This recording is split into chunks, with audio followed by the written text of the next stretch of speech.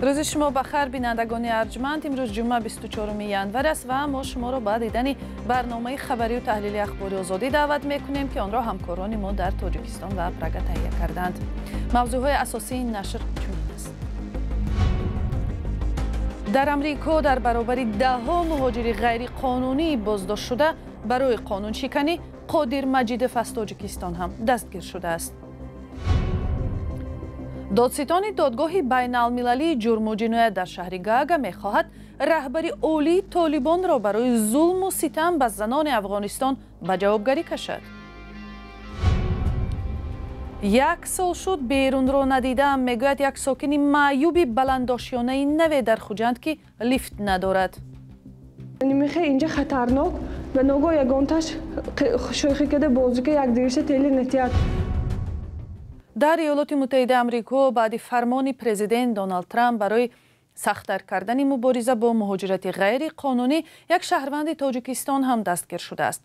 عکس بازداشت قادر مجیدف، شهروند 22 ساله تاجیکستان را نشریه نیویورک پست چاپ کرده گفته است پلیس او را با گمان در خطر گذاشتن جان دیگران هنگام رانندگی و فرار از افسر پلیس دستگیر کرده است. مجیدف را قبلا در شهر فیلادلفیا بازداشت و به شرط ویران نکردن قاعده‌های اقامت رها کرده بودند. حالا ممکن است او از آمریکا اخراج شود. دونالد ترامپ که روز 20 ینور به کرسی رئیس جمهوری نشست وعده داده است که صدها هزار مهاجر غیر قانونی را از خاک آمریکا پیش می کند. در آمریکا بیش از 1.5 میلیون مهاجر غیر قانونی به سر می برد و معلوم نیست چقدر آنها شهروند تاجیکستان می باشند. یک دادستان دادگاه بین المللی جنایی درخواست کرد که حکم بازداشت ملا هیبتالله آخوندزاده رهبر گروه طالبان صادر شود. کریم خان دادستان بلندپایه دادگاه بین المللی جنایی گفت درخواست دستور بازداشت شماری از رهبران طالبان در افغانستان از جمله ملا هیبتالله آخوندزاده و عبدالکریم حقانی به اصطلاح دادرسی کلان طالبان را ارسال کرده است. گزارش همکارم شهلا گلخواجه. دادستان دادگاه بین‌المللی جرم و جنایت در شهر گاگا روز پنجشنبه گفت سعی دارد دادگاه امر بازداشت دو رهبر طالبان ملا هیبتالله آخوندزاده و عبدالکریم حقانی رئیس دادگاه عالی طالبان را صادر کند.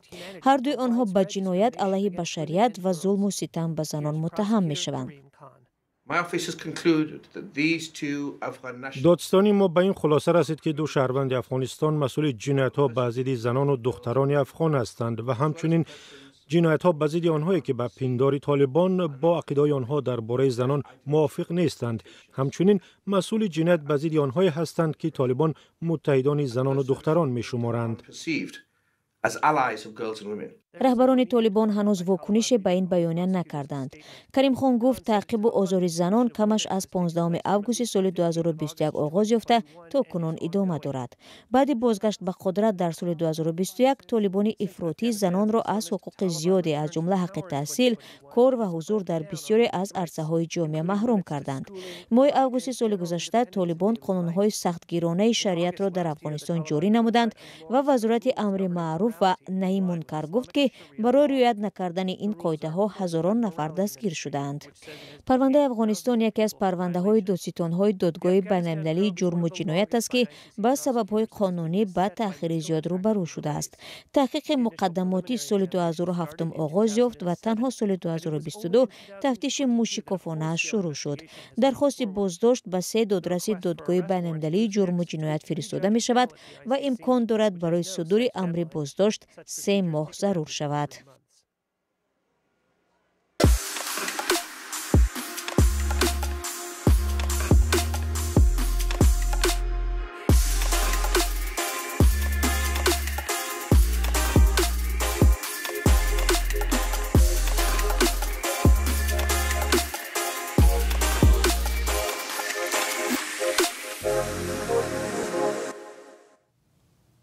بیننده عزیز، در این فرصت برنامه پارچه از برنامه گپ آزاد رو میبینیم که این هفته در آن همکارانم دایر به بیانیه های وکیلان دومه دولتی درباره کتاب های تاجیکی صحبت کردند. وکیلان روز گفتند که در کتاب های درسی تاجیکان روسیه را اشغالگری آسیای مرکزی نامیدند که به نظر آنها درست نیست.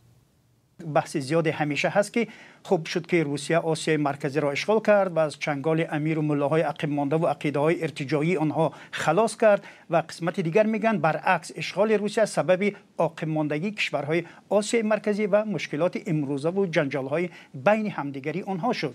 میخواستم نظری هر دوی شما را در این باره بپرسم. سیف الله ملا جان، از شما خواهش میکنم به این سال چه نظر دارید شما؟ ببینید وقتی یک کشور هست، حتی یک کشوری پیشرفته هم اون را اشغال میکند و با اون نحو با اون شیوه ولنگار میکند. بعد من نمیدونم برادر برای چی ناراضی هستن. مهم از همه در سر حکومت کی بود کی نبود این مهم نیست.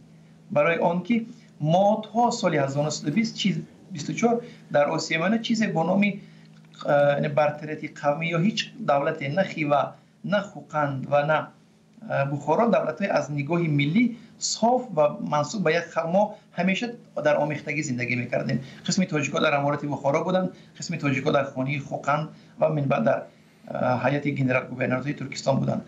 لیکن یک چیز مسلم است، شما تا سال 1920 هر چی که می‌خواهید، هر ارشیوی که می‌خواهید شما بروید پیدا کنید. اگر در ارشیو کار کرده باشید، زبان کارگزاری امیر، زبان کتاب، زبان مکتب، زبان مدرسه، زبان گفتگو در خود شهر بخارا ببینید تا سال 1920 چی است، بعد سال 1924 ببینید.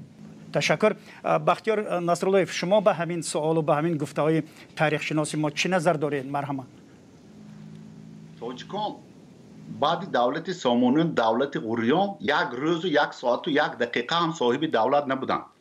نتیجه همین حتی شعور دولتداری هم قریب که از دست رفته بود. اگر انقلاب اکتبر نمی بود همون سرنگون کردن شاهی امیر بخارا نمی بود. البته استاد درست میگن زبان دولتی و زبان دولتی رسمی نبود، معمولا همین فارسی آمدگی بود. لیکن باید که اینا در دیگر کانسپسی دیگر علم ها دید، در علم های جامعه شناسی دید که ملت ها اساسا پروداکت زمان کپیتالیسم، محصولات زمان کپیتالیسم است مالی و در آسیای میانه آخر عصر 19 اولی عصر 20 در آمده ایستاده بود. اصلی که تاجیک‌ها حتی فهمیش دولتداری مردم ما درک نکرده بودند و وقتی که لنین مسئله ملی آزادی خواهی گذاشت، یگان تاجیک تا سال 1924 دعوای دولت، دعوای زمین، دعوای سمرقند نکرده است. این اهمیت دید. بینندگان ارجمند، این بحث بسیار جالب رو از دست ندهید. گپ آزاد رو روز یکشنبه در وبسایت azadi.org ساعت 8 صبح و در کانال آزادی ویدیو ساعت 14 به وقت دوشنبه تماشا کنید. برنامه را پی میگیریم. ساکنان یک بینای نوساخت بلندآشیانه در مرکز شهر خوجند میگویند هرچند با نرخی گران خانه خریده به یک بلندآشیانه معاصر کوچیده اند، تقریبا یک سال باز بی لیفت زندگی میکنند. قسمی از آنها سالمند هستند و دیگر عائله ها شخص معیوب و فرزندان خردسال دارند. شکایت آنها به چندین نهاد تا حال به نتیجه مانده است. فرزان محمدی گزارش میدهد. رخشانه به کمک شوهرش نمیتواند بیرون براید. او با وجود معیوب گروه یکم بودن میتواند با عروبچه حرکت کند، ولی نبودن لیفت در بلندآشیانه استقامتشان آنها را به حالت تنگ آورده است. خانه آنها در طبقه نهم قرار دارد. رخشانه معلمه زبان انگلیسی است، اما بنابر نبودن لیفت بیکار می نشیند. وقتی که در اینجا ما کشتم دست کردیم، آرزو داشته بودیم که بیناهای نو، اینفراستراکتوراش مول، بعضی با پاندوس میپرویم، با لیفت میشنیم، هر با جمع کتی. لیکن نیست از حالم. از این عائله تنها رخشانه نیست که با کمک شوهر بالای پایان میفراید، بلکه دو فرزند آنها نیست که یکی معیوب است، همه روزه همراه پدر باید به مکتب و باغچه رود. اینها یکمش این که سخت مانده شدن ممکن نه. اگر که اینها سخت مانده شوند، پاتولوژی میگن، پاتولوژی میشه یک جایی شدنشون ممکن، ریسک ویسکاب. من همون به حرکت میکنم که بچه‌م خدا درنده رفته، من برداشته میبرم. حالا که این قبیله اشغالی غلطی خیسه میتونه رفته، لیکن نه میگم بیو من میبردارم، من میفرورم. اکثری باشندگان این بلندآشیانه حدود یک سال باز در اینجا زندگی دشوار دارند.